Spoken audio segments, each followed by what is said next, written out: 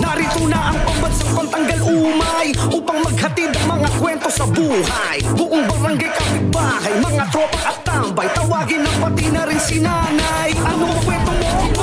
Logan na yan, saan ka man naroon? Logan na yan, gusto mong mapanood? Logan na yan, imatyogan na yan, imatyogan na yan, imatyogan na yan.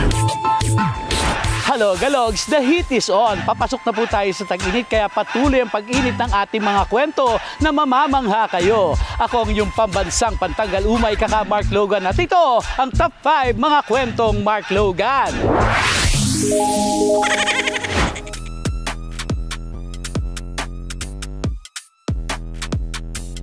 Kung puro bola at imbento ang tawag sa kwento ng barbero, ano na ang tawag kapag nagsama-sama ang mga barbero nating katropa? Sirit na! Ang tamang sagot ay walang koneksyon sa nakalakihan nating tsismisa noon. Tingin-tingin, ang clue ay narito, edi pagtitipo ng mga gwapo. Ang kauna-unang Barber Expo sa Pinas, dinayo ng malalakas, galing ibang bansa o mapaanong edad, basta barberong dedicated at maabilidad. Iba't ibang kategorya para sa iba't ibang gupit. Para may thrill, syempre, may time limit.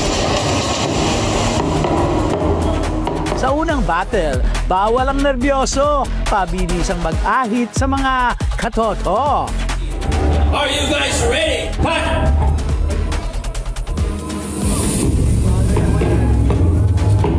Pero hindi lang bilis ang sukatan.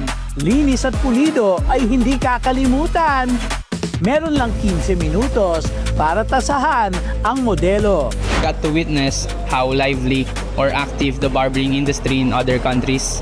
So I wanted to bring the energy here in the Philippines, as I believe that we have the most talented and highly skilled barbers in the world. Ang susunod na huhusgahan, mga classic na gupit na pang-diskuhan.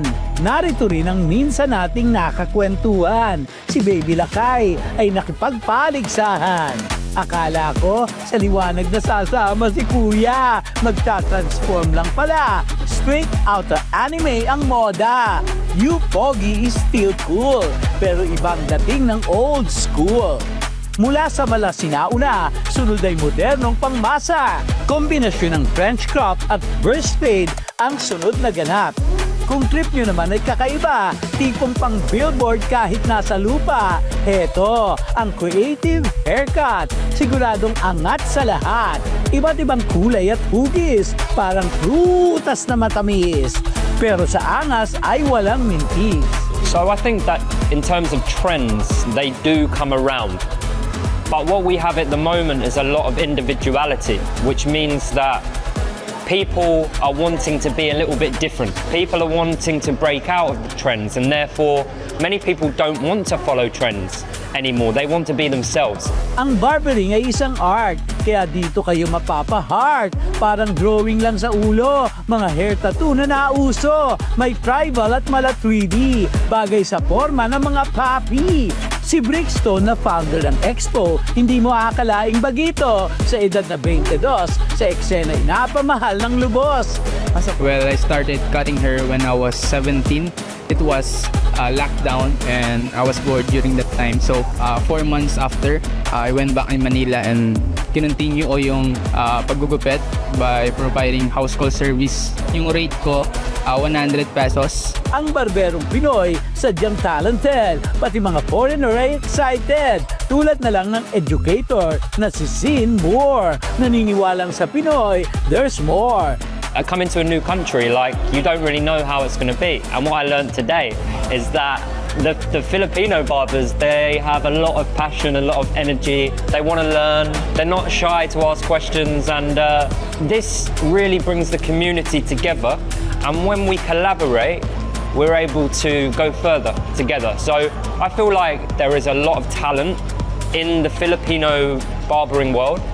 Hindi na lang ulo at bigote, pati damit at postura ay hindi diyahe. Required ata na maging guwapo. Kung gusto mong magpagwapo, yan daw ang totoong sikreto. As a barber, we are responsible na pagandahin yung appearance ng client namin. So, it will be ironic if kami sa sarili namin hindi namin ayos yung pananamit namin, yung appearance namin. So, I think as a barber, it's really important to invest on yourself, lalo sa wardrobe mo, sa mga damit na sinusuot mo, because that's how you present yourself to the people.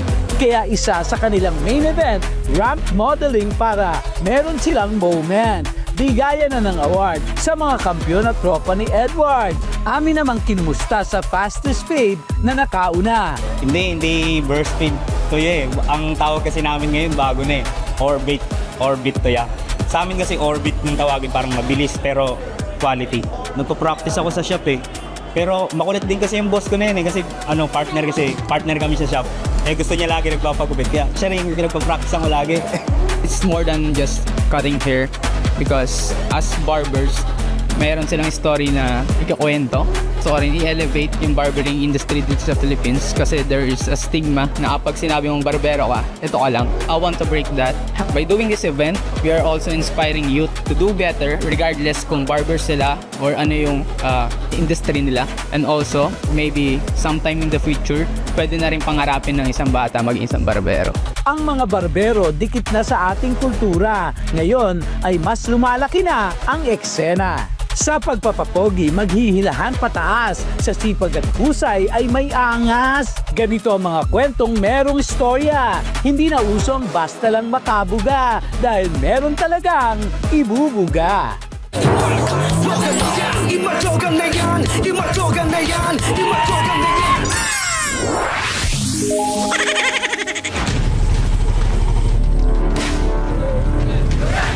Dapat asintado at buo ang tapang.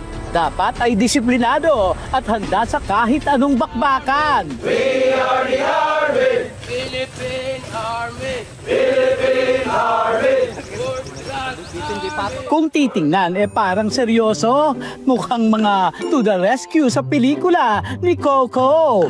Huwag mo silang mahamon-hamon ha, dahil sila lang naman ang hanep na trupa.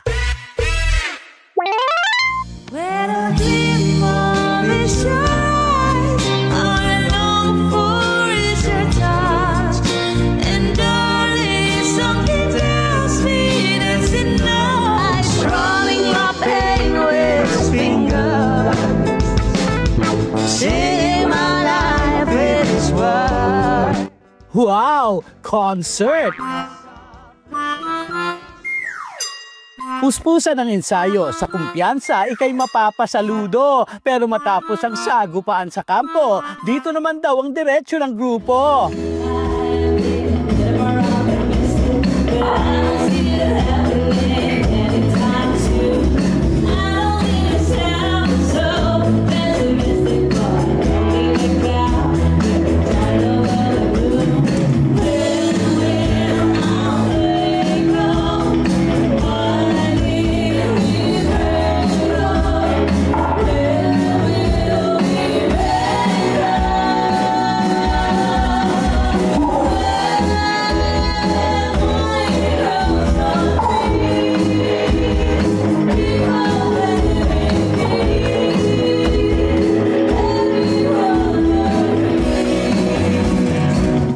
Ho, ho! Rock and roll, mga tropa! Mga sundalong astig, sa laban palaban. Pero pagdating sa tugtugan, abay, ibang usapan na yan.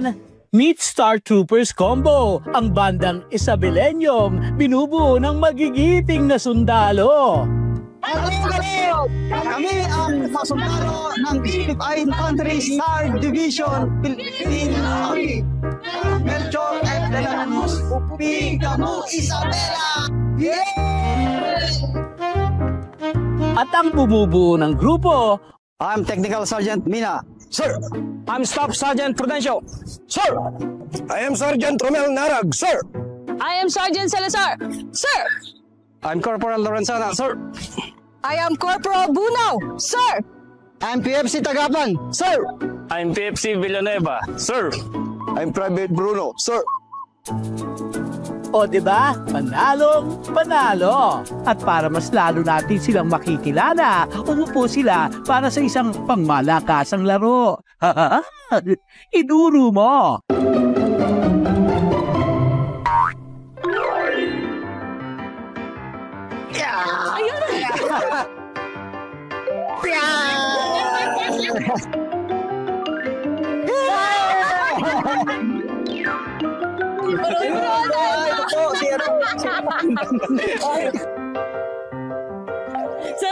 Kami, ma'am, kami.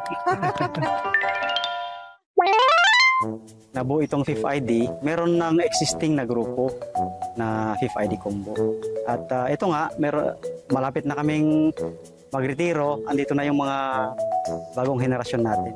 Karamihan din po sa amin, ma'am, meron na pong dating skill na sa pagtugtog at sa pagkanta. Na-discover din po kami ng Army, kaya nagkaroon ng recruitment noon. Maliban sa pagseserbisyo, habang gumagawa po kasi kami ng mga music video o nagko-cover ng mga kanta, at least napapasaya rin po namin ang mamamayan. Buti na lang talaga at suportado ni Chief ang banda sa kanilang talento at pagbibigay saya sa madla. Papasalamat kami sa Panginoong Diyos at nabiyayaan kami ng ganitong talento. Na-share namin sa mga kababayan natin, sa mga mamamayan, para mabigyan sila ng saya, at least naibsan yung kanilang kalungkutan, ma'am. Naisulong din kamo yung kapayapaan, hindi lang sa labanan. Yes. Sa music din tayo. Hanep na trupa talaga, kaya saludo kami sa inyong matinding dedikasyon dahil di lang kapayapaan ang inyong pinaglalaban, kundi maging talento rin na di matatawaran. Handa, baril, gitara, mission, rak-rakan.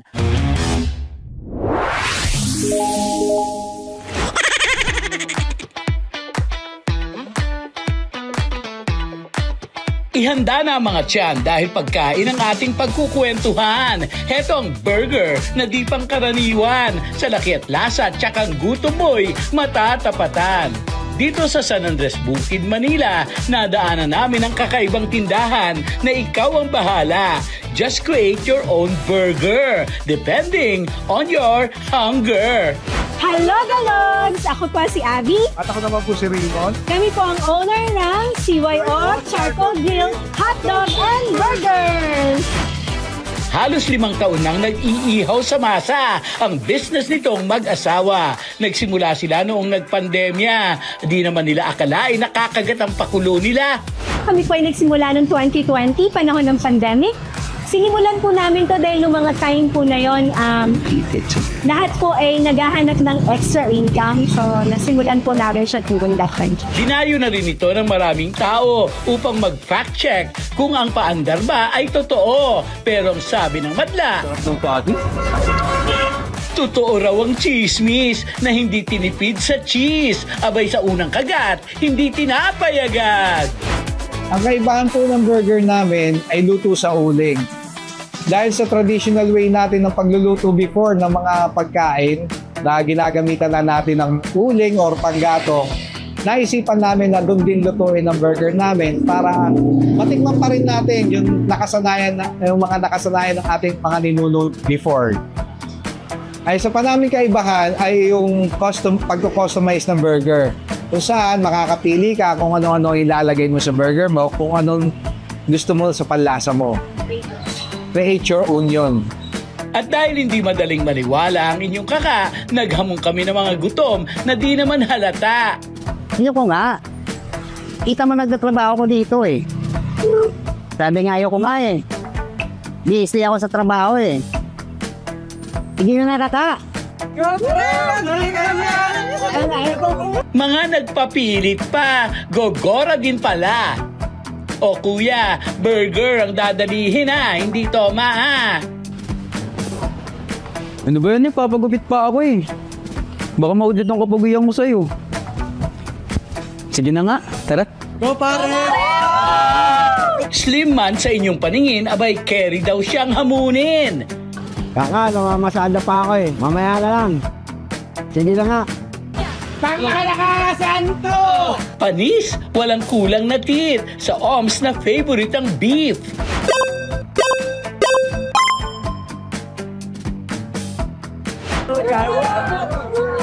So, kinakabahan din. Kasi malalakas to kumain eh. O kakayanin ko yan. O bo, sige to. Okay nakakabahan, ang lalaki nila eh. Maliit lang ako eh. Pero siguro kakayanin dun. Wow, kaya ko ubusin to. Issue lang sa alis. Tama na ang patutsada. In 3, 2, 1, lapang na!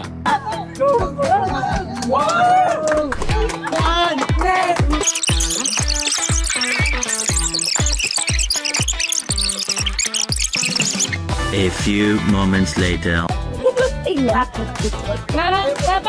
Hanep, ginawang kape yung tubig. Kuya, burger yan, hindi pandesal. Ano pare, kaya pa ba? Ano? Challenge to, bakit para kang namumulutan? And the winner is... Alog-alog! Ha! Natalo mo pa yung dalawang mama. Hanep, para ka may drum sa tiyan ha? Okay lang. Pwede wala ko nanalo. Okay lang sa akin yun. Busog naman ako yun. Okay lang, matakasan. Kaya malaki tayo yung kinaya. Bawi na lang po sila sa susunod. May next time ba naman? Kung mananalo ulit sila. Life is short, kaya bakit di natin to gawing bongga? Ang simple, gawin nating kakaiba. Tulad itong burger na di lang napupuna ng sikmura, may hatid ding saya. Basta't hindi na aabuso ang katawan, abay kain lang. Tikman ang pagkain sa'yo'y magpapasaya. Imadyogan na yan, imadyogan na yan, imadyogan na yan.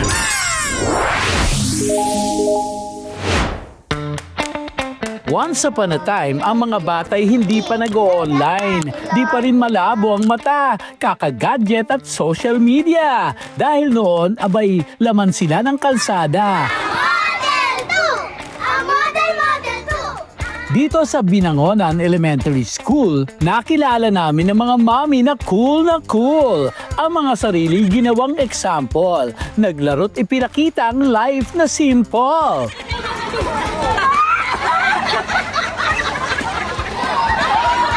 Dahil araw-araw nang nasa eskwela, eto nga't naging magtotropa, nagpapalitan ng chika at tawa. Di na ibang turing sa isa't isa. Kita mo't bangkang-bangkang atake. O ano bang latest dyan, te? Sabi ni isa, andito pa si Mami. Isa si Maring Chu sa very supportive mommy. Perfect attendance yan lagi. Supportive parent ang atake. Basta usapang anak, itabi mo, be. At siya'y Gina G. Hindi ko po naranasan dati na ihatid ko ako ng magulang dahil po yung mga magulang ko sa hirap po ng buhay. Gusto ko po na ako po mismo ang gagabay sa kanila po. Simula sa maliit pa po sila hanggang lumaki sila. Grabe, very nostalgic. Pak na pak ang gimmick. At dahil maraming netizen ang natuwa, heto nga't ang laro'y muli naming pinagawa. Pero may twist ng kasama. Naghanap lang naman kami ng kalaban nila. Ano mga mami, papalag ba?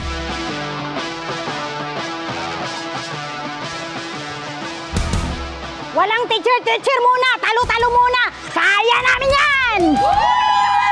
Inaya namin itong mga guro upang makita kung papalag din sila sa laro. Dito sa paaralan, kami pa rin ang number 1.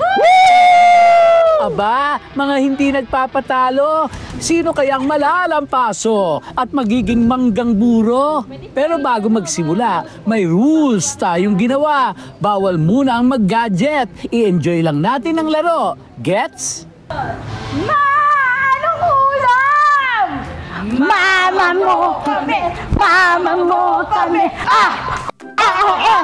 Okay na to! Umuwi na kayo! Umuwi na kayo! Magluluto, maglalaba, magsaing na kayo! Uwi, uwi, uwi! Uwi, uwi, uwi! Unang laro, itong tumbang preso. Ang energetiko.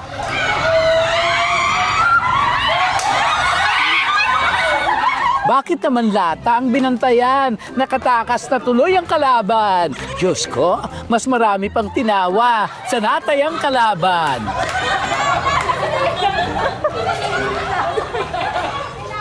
Pangalawang laro, itong Chinese garter. Hanep, pwede na mag-change career. Ampak ang pagtumbling. Parang 20 years old lang sa galing. Ganap na ganap itong si Mother. Go! Iligtas mo ang iyong daughter. Galingan mo dyan at dead mother, dead all, tumare. Bawal kang memete. Ito namang si Father, very huwaran, nakailang tumbling na yan. Dinagdagan pa namin ng twist itong 10-20, kung saan no labas, ngipin. No labas, ngipin! No labas, ngipin! Kayang-kaya yan! Bawal dumilat.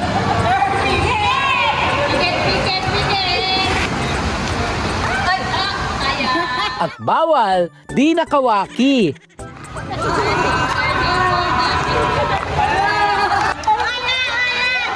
Kaloka kayo, te. Di pa rin nagpapigil itong si teacher at mommy, pati sa luksong tinik, Gina G.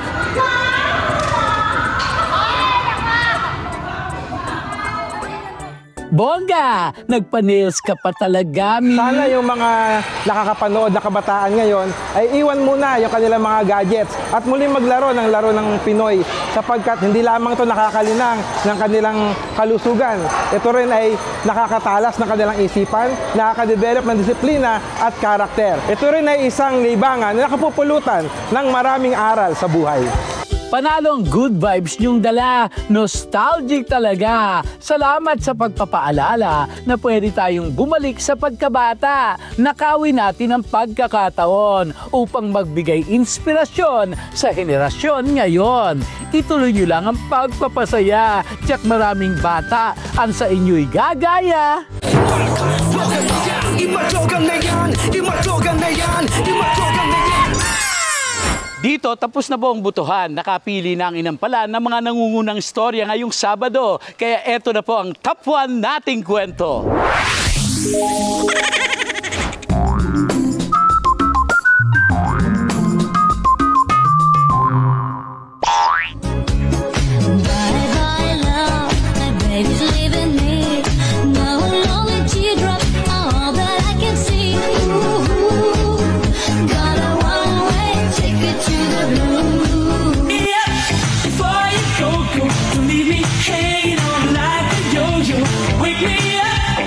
Ang The Moves mala Gary V. May background dancers pa si Tatang. Wow!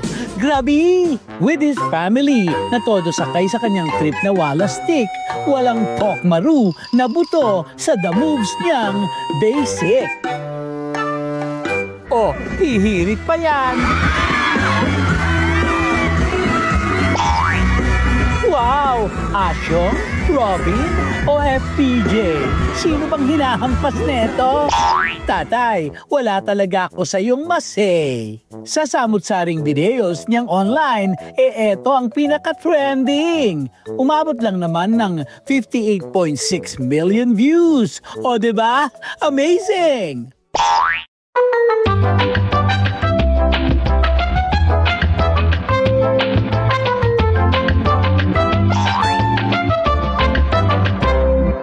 Galog-galog!